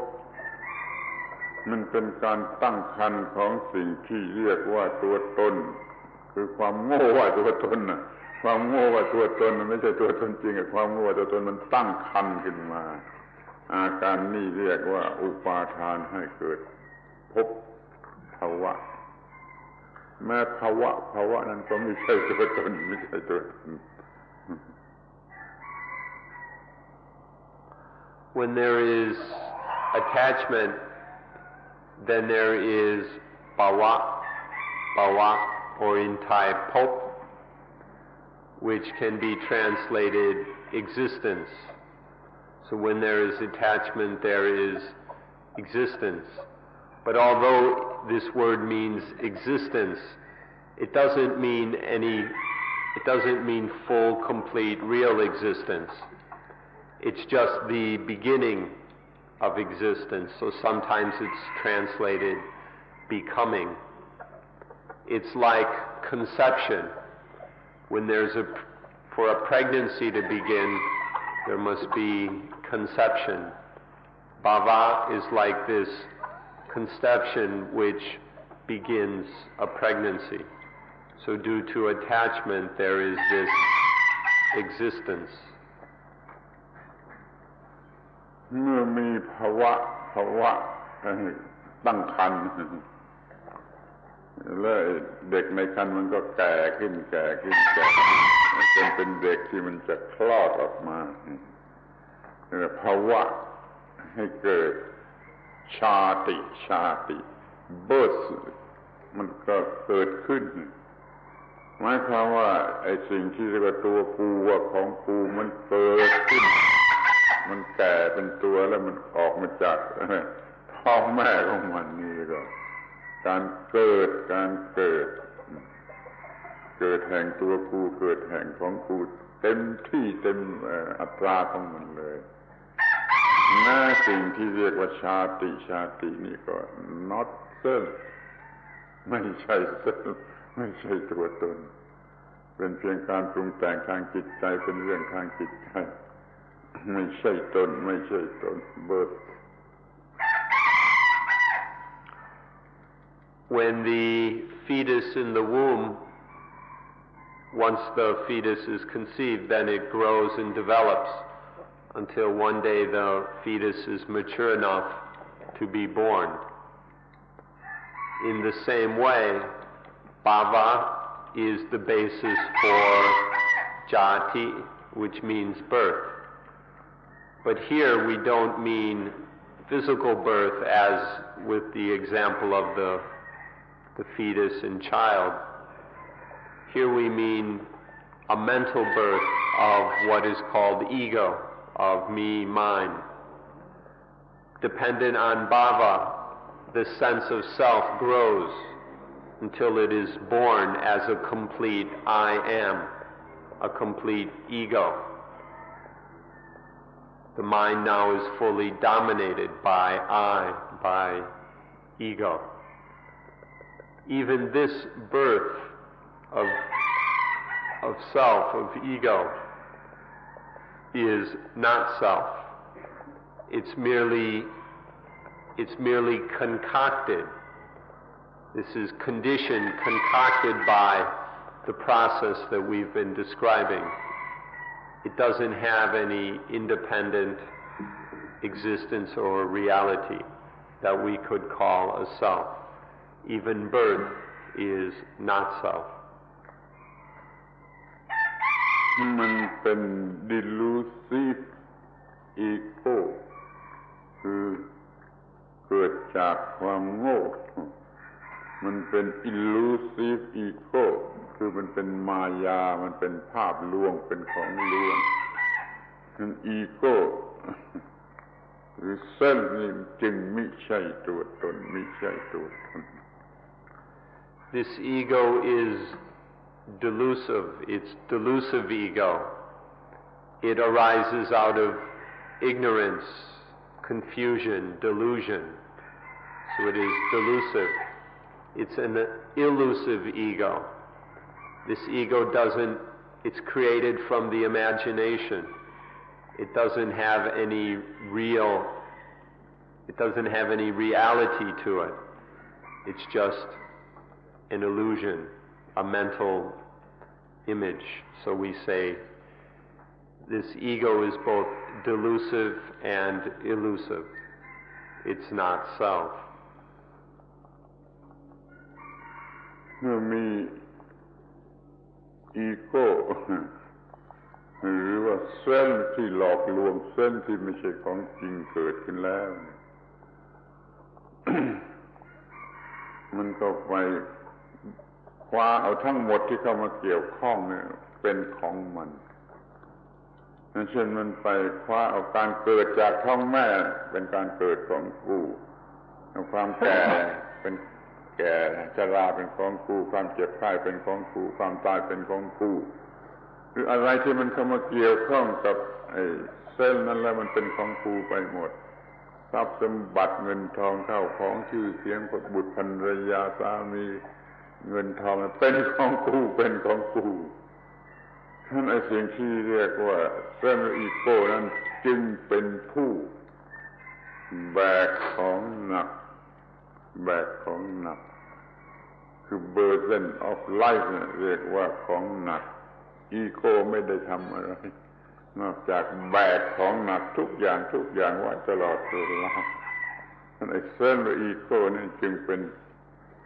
ทุกข์มีความทุกข์เพราะว่าถือของหนักอยู่ตลอดเวลา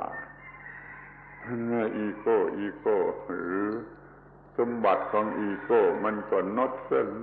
ไม่ใช่ตัวตนมันก็เป็นนอตเส้นตลอดสาย12ระดับ12อาการไม่ใช่ตัวตน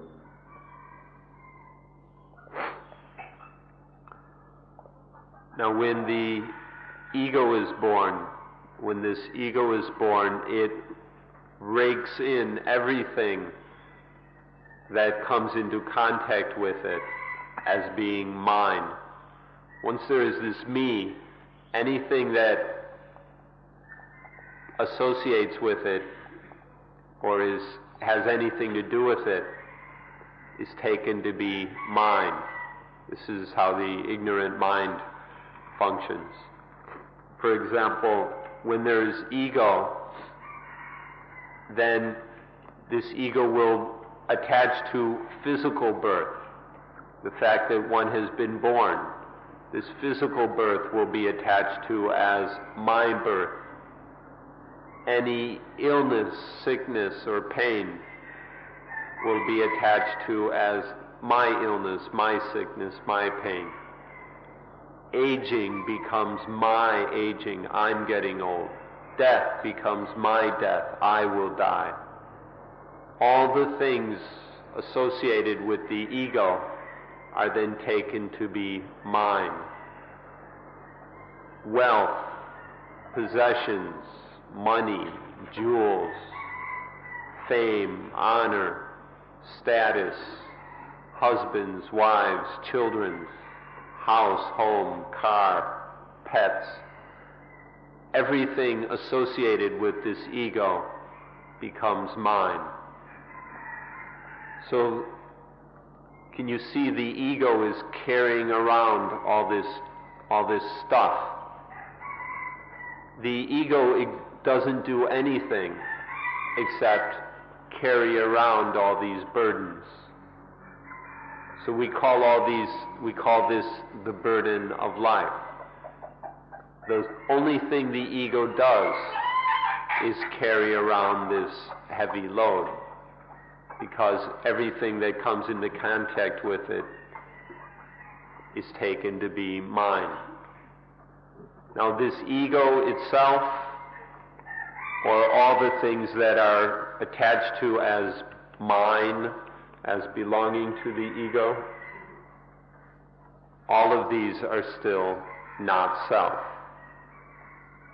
All of the things in this process of dependent origination that we've been discussing are not self. None of them exist in any way that could be rightly considered a self. Ego is not self. All the things that are taken to be mine are not self. เพื่อเข้าใจง่ายเพื่อจำง่ายเพื่อจะจำไว้คำเดียวจำไว้ประโยคเดียวว่าอีโก้หรือเซนส์คือผู้แบกของหนักอีโก้คือผู้แบกของหนักของหนักคืออายตนะทั้งหลายที่ว่ามาแล้วของหนักคือเบญจขันธ์ขันธ์ทั้งห้าที่ว่ามาแล้ว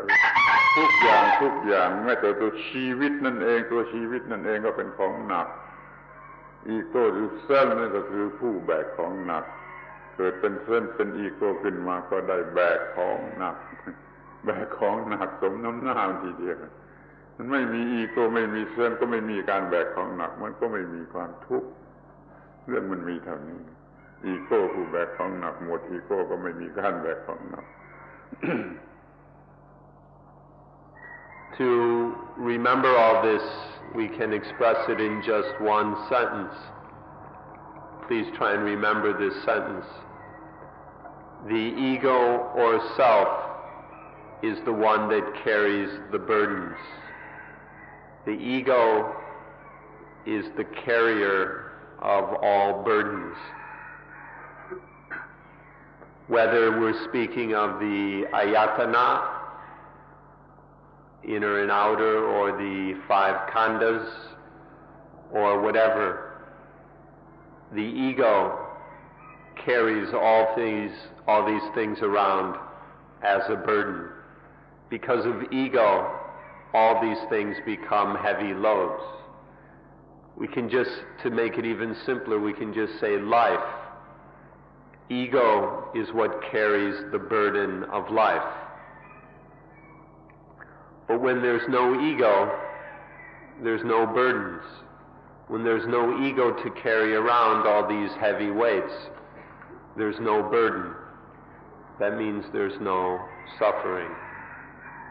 So, ego is the carrier of the burdens. No ego, no burden.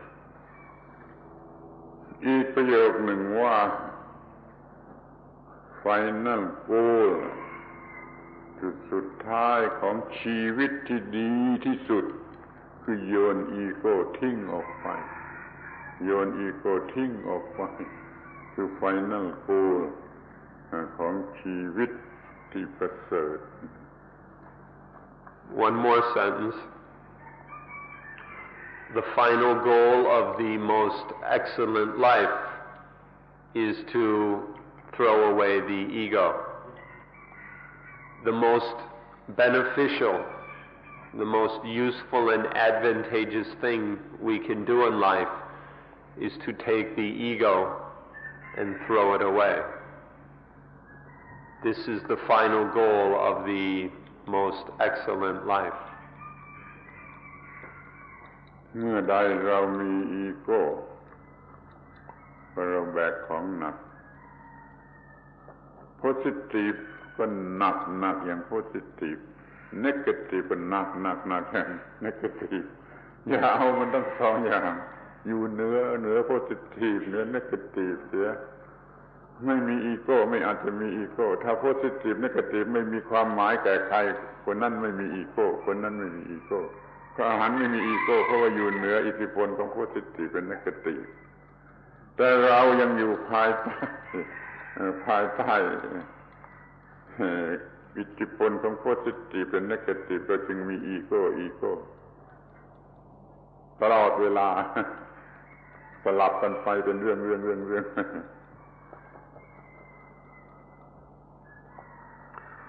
So the ego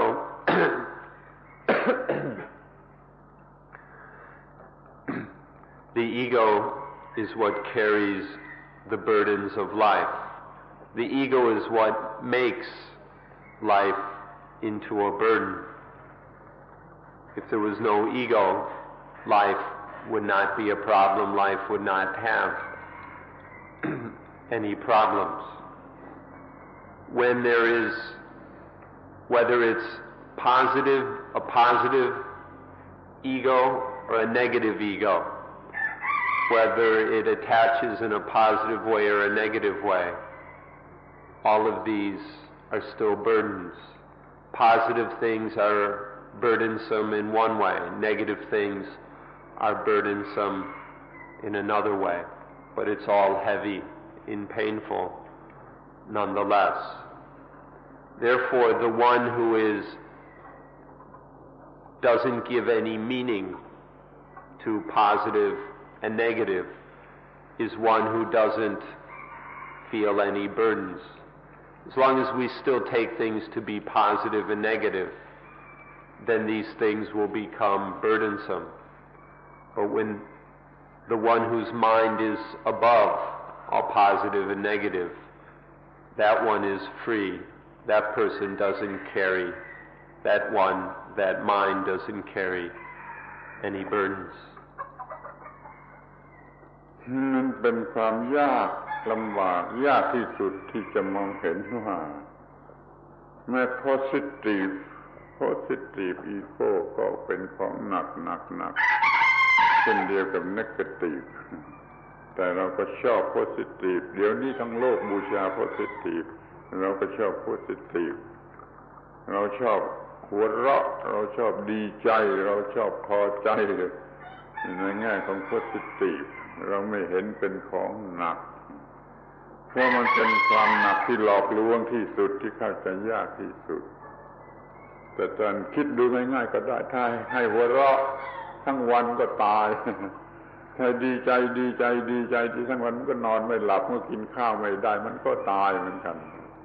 นี่มองดูข้อนี้เถอะว่ามันต้องไม่ gladness ไม่ sadness ไม่บวกไม่ลบไม่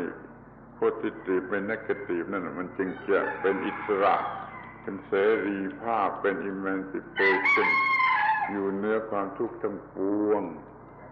ทั้งความรอดพ้นของเราก็คือรอดพ้นจากอีโก้รอดพ้นจากอำนาจของอีโก้รอดพ้นจากอวิชชาของอีโก้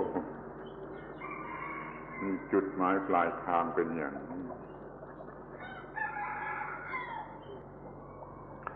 Something that is very difficult to see and understand is that the positive ego is just as burdensome and painful as the negative ego. Because all of us want a positive ego, a good ego. We live in a world that is infatuated with the positive, that worships the positive. And so it's very difficult for us to see that the positive ego is just as burdensome as negative ego. เราอาจจะว่างจากอีโก้ได้บางกันแต่มันน้อยมากมันสั้นมากเพราะมันมีเรื่องมากคอยรออยู่ทางตาทางหูทางจมูกทางลิ้นทางกายทางใจคือเรื่องปฏิจจสมุปบาทมันรออยู่ตลอดเวลานั้นเราจึงมีเวลาว่างจากอีโก้น้อยมากบางทีแม่นอนหลับแล้วมันก็ยังมีอีโก้ในความฝันทำเล่นกับมันสิแม่นอนหลับแล้วมันก็ยังครอบงำเอาได้นี่ปัญหามันอยู่ที่ตรงนี้ว่าจะเอาอีโก้ดูเววิจิตไปจะได้อย่างไรขอให้สนใจเวลาไหนที่ท่านไม่มีอีโก้บ้างท่านคนดูมันมีอย่างใดอย่างหนึ่งอยู่ตลอดเวลาระยะใดระยะหนึ่งของปฏิจจสมุปบาท12อาการนั้นอยู่อย่างใดอย่างหนึ่งอยู่เสมอไปเห็นความจริงข้อนี้จะแก้ปัญหาได้จะโซ่เลยปัญหาออกไปได้ไม่เห็นความจริงข้อนี้ไม่มีทางท่านจะอยู่ใต้อำนาจของอีโก้ที่หลอกลวงแล้วก็ทนทุกข์ทรมานอยู่ที่นี่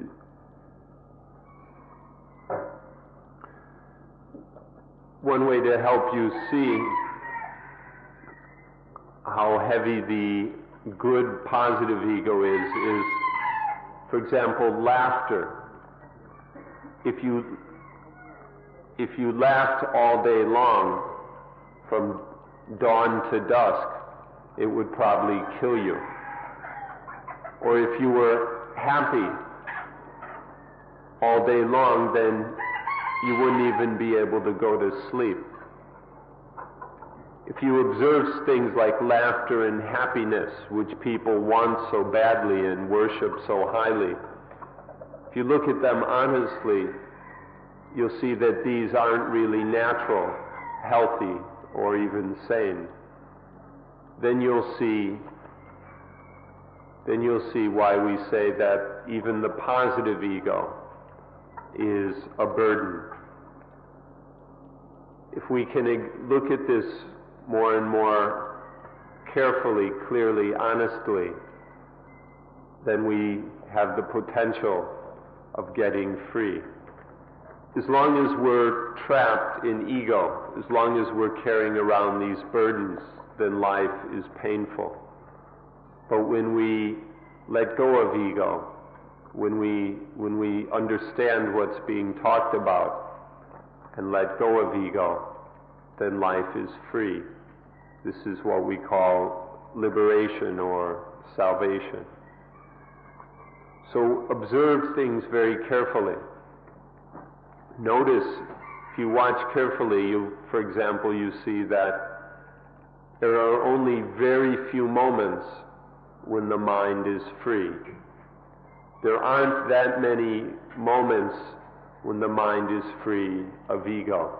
There are occasional lapses or pauses where the mind is void of ego. But dependent origination is always waiting around to stir up the mind. As long as there is ignorance, the mind is always spinning around in this cycle of dependent origination. And so almost all the time, the mind is being conditioned by ego. There is some form of ego. This can even happen while we're asleep. We can dream in egoistic ways. But if we observe this more and more carefully until we see this truth, then we have the potential to get free. When we really see this thoroughly, then we can drop it and be free. When we see the heaviness and the painfulness of the positive and the negative and the egos that ensue, then we can step back, step out, and be free. But if we don't see this, if we don't observe how the ego is there almost all the time, then we have no chance of getting free. มีคำพูดที่พูดง่ายแต่ว่าฟังยากหรือเข้าใจยากที่สุดอยู่ประโยคหนึ่งว่าเราติดคุกของอีโก้อยู่ตลอดเวลาเราติดคุกของอีโก้อยู่ตลอดเวลาเป็นคำพูดที่พูดง่ายแต่ว่าฟังยากหรือเข้าใจยากถ้าท่านเข้าใจเรื่องนี้ก็เป็นการเข้าใจเรื่องที่สำคัญที่สุดจำเป็นที่สุดว่าเราติดคุกของอีโก้อยู่ตลอดเวลาทำอย่างไรจะออกมาจากคุกนั้นได้ทำอย่างไรจะออกมาจากคุกนั้นได้ขอให้พยายาม There's one sentence which is very easy to say, but very difficult to understand and realize. The sentence is, we are caught in the prison of ego all the time. We are trapped in the prison of ego all the time. It's a very simple sentence, easy to say, but it's very difficult to understand. Its meaning is very profound. We are caught in the prison of ego all the time. If we can understand this, or we must understand this, we must examine it more and more deeply until we understand it, until we see the great imperative to get free, until all we're asking is how to get free of this prison. And then we must try to keep trying until we do get free of this prison of ego. We are trapped in the prison of ego all the time. จีซุน นี่แกห่อนี้ออกเดี๋ยวจะแจกคุณนี่แกห่อนี้ออกแกออก การปฏิบัติอานาปานสติอย่างเดียวเท่านั้นที่จะทำให้เราออกมาจากคุกของอีโก้ได้ออกมาจากคุกของอีโก้ได้ด้วยการปฏิบัติอานาปานสติเราจะเห็นอนัตตานดเสื่อมของอายตนะอนัตตาของขันธ์ทั้งห้าอนัตตาในกระแสแห่งปฏิจจสมุปบาทไม่มีความคิดว่าเส้นว่าตัวตนอีกต่อไปเราก็ออกจากคุกของอีโก้ได้ขอให้ท่านทั้งหลายพยายามสุดความสามารถที่จะปฏิบัติปฏิจจสมุปบาทให้ปฏิบัติอานาปานสติเพื่อควบคุมกระแสแห่งปฏิจจสมุปบาท The practice of anapanasati, mindfulness with breathing, is the only way that's going to get us out of this prison of ego. To practice anapanasati is the best way to get free of the ego prison. If we practice mindfulness with breathing correctly and sufficiently, then we will see that the ayatana are not self. The five khandas are anatta, not self. We'll see that all the links and conditions of the process of dependent origination are not self. When we see that all of these things are not self, then we will know how to deal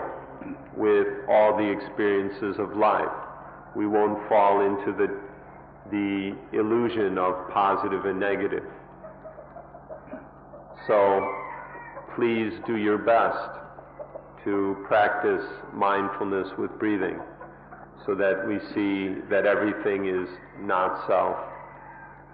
that we will escape from the prison of ego. Through anapanasati, we will be able to deal correctly with dependent origination. เราได้ฝึกอานาปานสติแล้วและคอยฝึกต่อไปไม่ออกไปจากที่นี่แล้วก็ฝึกต่อไปจนเห็นอนัตตานดเสื่อมอนัตตานดเสื่อมถึงที่สุดแล้วก็หลุดจากคุกของอีโก้ขอขอบพระคุณท่านทั้งหลายที่เป็นผู้ฟังที่ดีมาตลอดเวลา2 ชั่วโมงแล้ว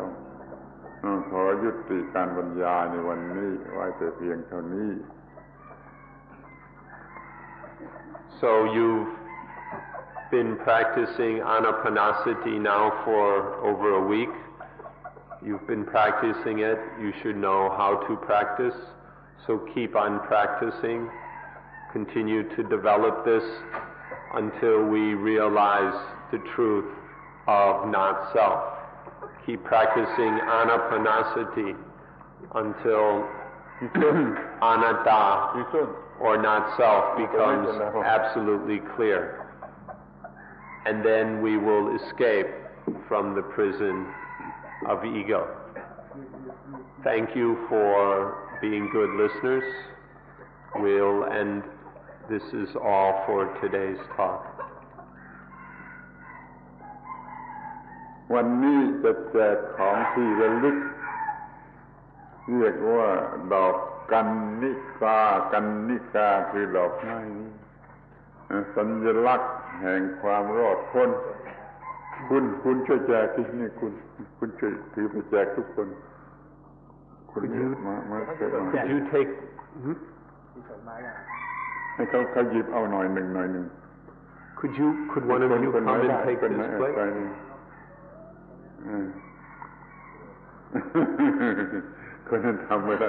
Today we're going to give you a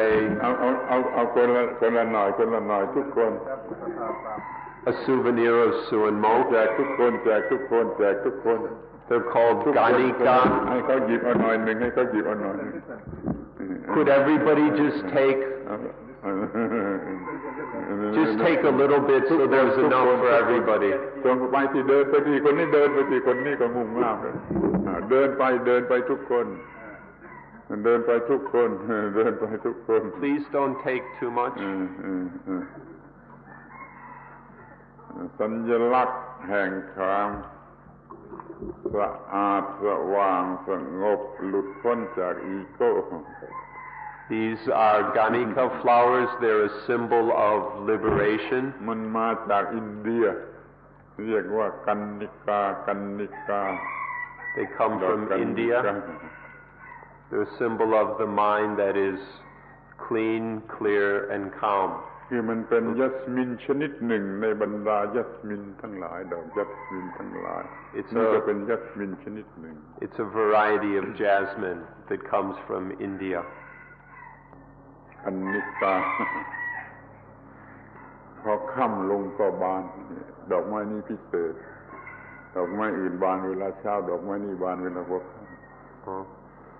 These flowers are a bit strange. They bloom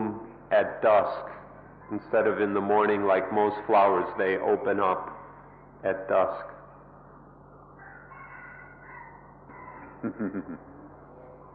วัตถุที่ระลึก A souvenir of Suanmok.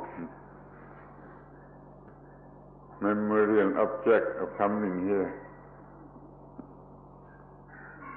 แห้งแล้วก็หอมเอาใส่กระเป๋าไปก็ได้ Once it's dried, it still smells good. You can keep it in your purse or wallet or whatever, your money belt.